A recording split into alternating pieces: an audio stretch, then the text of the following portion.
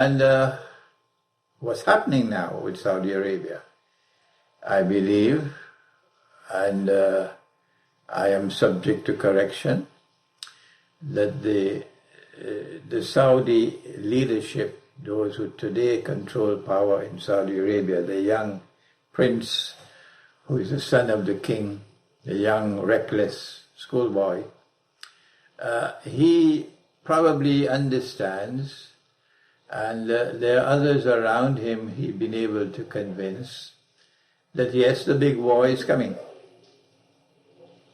and that it is the Malhama, and that in that big war Israel is going to lash out, and Israel is going to seek to expand its territory to encompass the biblical frontiers of the Holy Land.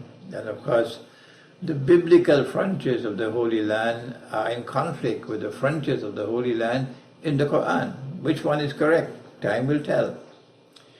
And they realize that when once that war takes place, the anger in the world of Islam against Israel and against Saudi Arabia, which has been a friend and ally of Israel, increasingly perceived as a friend and ally of Israel, the anger in the world of Islam against the Saudi regime will be so great that they will not be able to survive. No. The writing is on the wall for two states, for Saudi Arabia and for Singapore. That one is little Israel, and this one is little big Israel. Singapore and Saudi Arabia. So both of these states are in a serious predicament. What to do? Do you sit down and wait with folded arms until the big war begins, and then it'll be too late to do anything? Or do you take preemptive action before the war starts? The war can start at any time. The big war can start at any time. My understanding, and I am subject to correction, is that what the new Saudi leadership is doing, and it is of course reckless on their part to do it, is to try to maneuver themselves in such a situation as to take out what they maybe call an insurance policy, that they will survive the Great War. That insurance policy means that they must project themselves as the leader of the Sunni world of Islam, undisputed leadership of the Sunni world of Islam, in succession to the Ottoman Empire. And this leadership of the Sunni world of Islam is meant to take the Sunni world of Islam into civil war against the Shia world of Islam. And in the process of Sunni-Shia civil war, Saudi Arabia as a leader of the Sunni world will survive, because there will be solidarity in the ranks of the Sunni Muslims saying we are fighting for Sunni Islam against Shia Islam. And so Saudi Arabia will survive with the recognition as leader of the Sunni world of Islam. In order to achieve this status of leadership of the Sunni world of Islam, they need to provoke some kind of a war. And they need to bring the world of Sunni Islam together with them in that war. And so what they have done is to amass this coalition of Sunni states whose leaders have all come together to sign an agreement. I believe they have signed an agreement to establish what they call an anti-terrorist bloc to fight terrorism. And it's obviously an anti-Shia bloc because Iran has not been invited. Iraq has been invited, and Iraq is led by Shias, but then Iraq is also part of the Yankee world because they have close ties with the United States of America. So we have this alliance now of Sunni states, and the former Chief of Staff of the Pakistan Armed Forces is appointed as the Commander-in-Chief of this entire bloc of Sunni states. And once they had the pieces in place and the agreement signed and everything in place, then they pulled that ace out of the cards. That is, they invited the American President Donald Trump to come to Saudi Arabia. and then brought all the leaders of the Sunni world of Islam by hook or by crook, some of them by their neck, brought them all to Riyadh to meet with Trump, so that he will cement an alliance between NATO and Sunni Islam. Why do they want this alliance between NATO and Sunni Islam?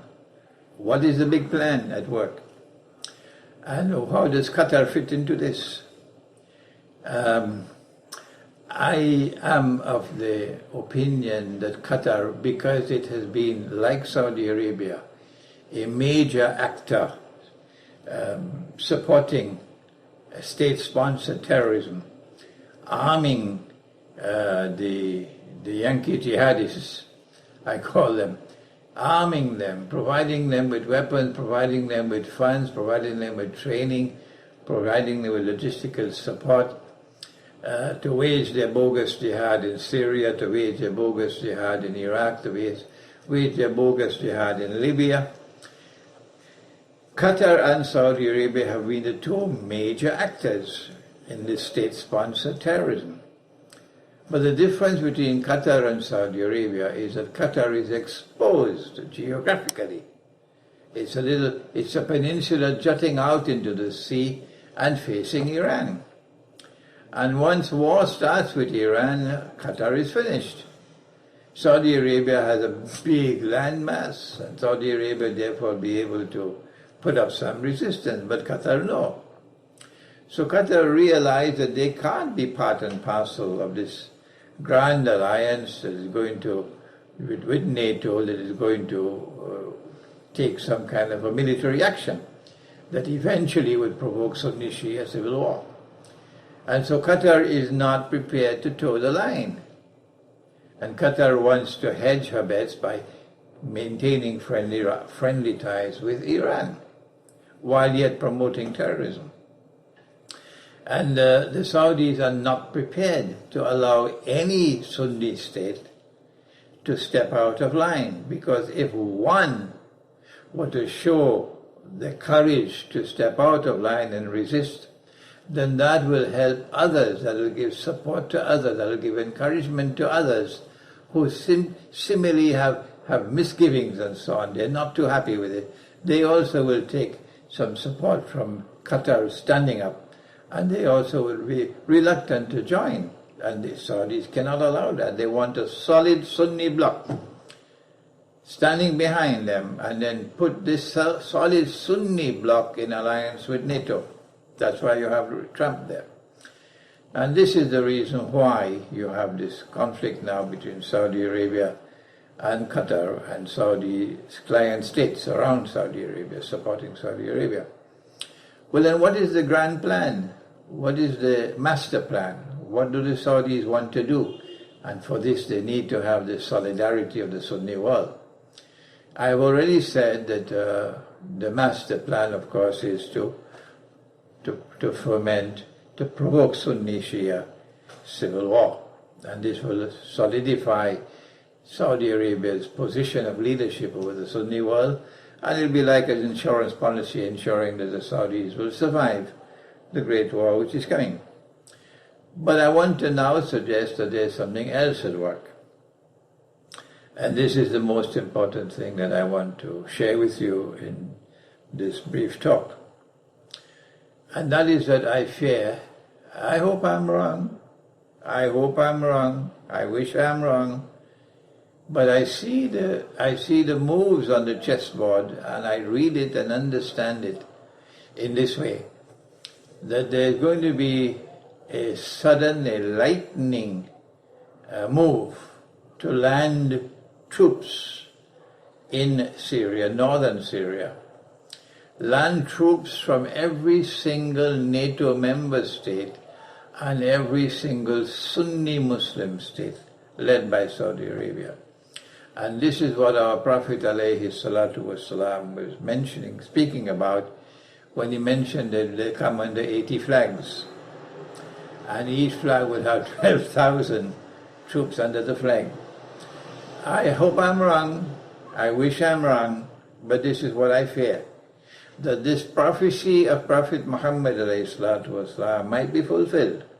in the coming days or weeks with every single NATO member state sending troops and every single Sunni Muslim state sending troops. And this is why Qatar has to be forced into line. I don't know whether they'll attack Qatar militarily. I don't know whether they'll do it or not. Somebody else might be able to tell you that. But when they land their troops, they will present Russia with what they hope to be a fait accompli. That the battle lines will be drawn. You have a vast array of NATO troops and a vast array of the whole Sunni world of Islam, all militarily present in northern Syria, facing the Syrian army, supported by Russia. And this is precisely the scenario which is there in the hadith, which leads to the Malhama, or to what the Christian, in Christian eschatology is called Armageddon. I am surprised that this great war has not started as yet. I had several dreams indicating to me that nuclear war is coming. I felt when Donald Trump won the election, and instead of Hillary Clinton, that this was for us a window of sunshine, that the Great War is now perhaps postponed for a few months. Well, it's more than 6 months now since the elections of last November. And I don't believe the Great War has started as yet, although some of my critics might differ with me. Yes, they differ with me in everything that I say. So the Great War has not started as yet. And for that we have to thank Allah. The window of sunshine, meaning, by the window of sunshine, meaning a postponement of the Great War. That is what I mean by a window of sunshine, that the Great War has been postponed for a while. For how much longer will it be postponed? I don't know. But what I know for certain is that it's coming. It's just a matter of time. And I'm not the only analyst who have come to this conclusion. There are so many others who have come to the same conclusion. And I think the Russian leadership themselves have come to the conclusion that nuclear war is inevitable. It's just a matter of time. If I am correct, that Saudi Arabia is going to lead the Sunni world of Islam into an alliance with NATO, and this in turn will play out with every single Muslim country, Sunni country, sending troops, and every single NATO country sending troops, and all of these troops landing in the north of Syria in a vast array, 80 flags facing the Syrian army in order to force regime change in Syria, so that Syria will become another Libya. If this is correct, if this analysis on my part is correct, then how do we respond?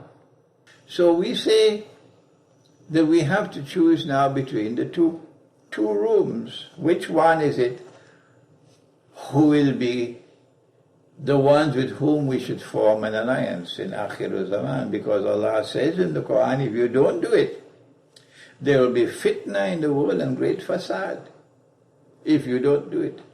So the obligation for establishing an alliance with Rome comes from the Quran, not from the Hadith, from the Quran. Good. We say it cannot be Rome of the West. Why? Because Allah has prohibited us from maintaining friendly ties and forming alliance with that part of the Christian world which itself is in friendship and alliance with the Jewish world. Because that is also in Surah Al-Ma'idah. Ya ayyuhalladhina amanu la tattakhidhu al-yahuda wan-nasara awliya. Don't take such Jews and don't take such Christians as your friends and allies. Ba'duhum awliya'u ba'd, who themselves are friends and allies of each other. If I am wrong in my explanation of this verse, you tell me what is the meaning of the verse. Come on, tell me if I'm wrong. The Christian of the West, Rome of the West, has established an alliance with the Jews. It's a Judeo-Christian alliance. And it is that alliance which has brought the Jews back to the Holy Land, Banu Israel back to the Holy Land. And Allah says in Surah Al-Anbiya that is Gog and Magog. وَحَرَامٌ عَلَى قَرْيَةٍ أَهْلَكْنَاهَا أَنَّهُمْ لَا يَرْجِعُونَ حَتَّى إِذَا فُتِحَتْ يَأْجُوجُ وَمَأْجُوجُ وَهُمْ مِنْ كُلِّ حَلَبٍ يَنْسِلُونَ. When Gog and Magog are released, and they spread out in all directions with their indestructible power, you see these people being brought back to their town from which they had been expelled and then banned from returning to the town. Which town? Jerusalem. So Rome of the West is Gog and Magog. Rome of the West is the biggest oppressor in the world today. Rome of the West is waging war not just on Islam, but waging war on Orthodox Christianity and waging war on the religious way of life. Rome of the West is waging war not only on Islam, but waging war on Orthodox Christianity and waging war on the religious way of life, which includes Hinduism, includes Buddhism. That's what Rome of the West is doing. So can we be in alliance with them when Allah has prohibited it? So then which Christians would it be that Allah speaks about positively in the Quran and with whom we have a natural affinity? That when they are victorious, we celebrate. Answer, it has to be Rome of the East. It has to be Rome of the East. Do we have to make them friendly to us? Oh, no. No. It's not dependent on how we behave with them. It is not dependent on how we behave with them. No. It is what Allah has declared will happen, whether you like it or whether you don't like it. That Christian world is going to become closest in friendship and alliance with us. Friendship and love and affection for us. That Christian world is going to be closest in love and affection for us Muslims, whether you like it or whether you don't, whether you approve of it or whether you don't. It is not dependent upon you. It's happening already. The Orthodox Christian world is already drawing closer to the Muslim world, despite 600 years of bloody Ottoman oppression. Despite all of that, the Orthodox Christian world is now turning and becoming more friendly to Islam and showing more love and affection for Islam. I may not live to see, but my students will see it tomorrow. The love and the affection will become greater and greater despite the hatred and the enmity of my critics for them. Yes, it's going to happen. And so my conclusion is that we are now located at a moment in history when the Saudis are preparing, sharpening their swords, for a big and a dramatic move of landing troops in Syria and taking the whole world of Sunni Islam with there. And the Qataris don't want a part of that at all. Because Qatar understands Saudi Arabia better than anybody else understands Saudi Arabia. Birds of a feather, you see. And because Qatar does not want to be a part of that, Qatar prefers to protect herself in this big war that's coming. That Qatar is saying, no, we're not prepared to go along. And Qatar is maintaining friendly ties with Iran. I noticed that Russia has responded to Qatar's predicament, and Russia is sending supplies of food. Iran is sending supplies of food. And Turkey is standing with Qatar because Turkey has a military base in Qatar. And so sending a message to Saudi Arabia that if you attempt any military intervention, you're going to have to face the Turkish army, which is the biggest army in NATO after, I think, Germany. So what is going to happen now in Qatar is very interesting. The Saudis are not going to back down, because this is their survival. For the Saudi regime to survive the Great War that is coming, they need to establish themselves as the unchallenged and unchallengeable leaders of the world of Sunni Islam, and by the hook or by the crook they have to provoke Sunni Shia civil war.